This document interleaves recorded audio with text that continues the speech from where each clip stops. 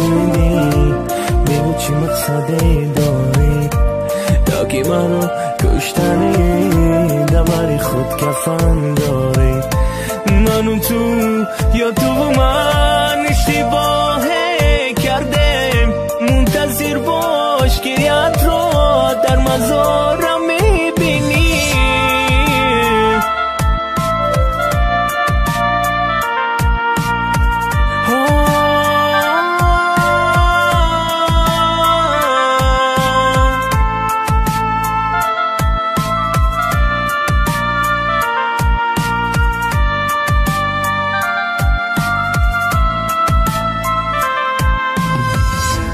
بس توی سرای لیلی عشقی من روانه شد دویدم از قفویت دری کشاده بسته شد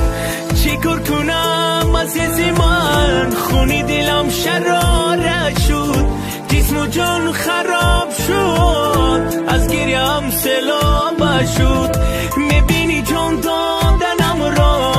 چی کار کنم در این دنیا گریم کنش مریضان نارام بکن تو جسمم را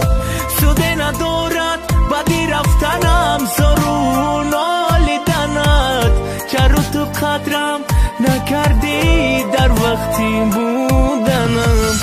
قسمتم را نشونیدی بگو چی مقصد داری یا که مرا کشتنی دبری خود کفن داری منو تو یا تو من اشتباه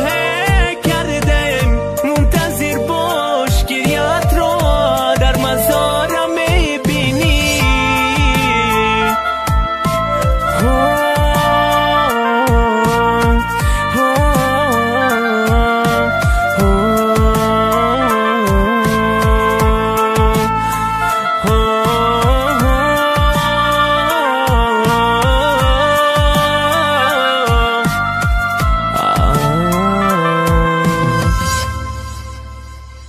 قسمتم را نشونیدی بگو چی مقصد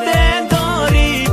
یا که مرا کشتنی دبری خود کفن داری منو تو یا تو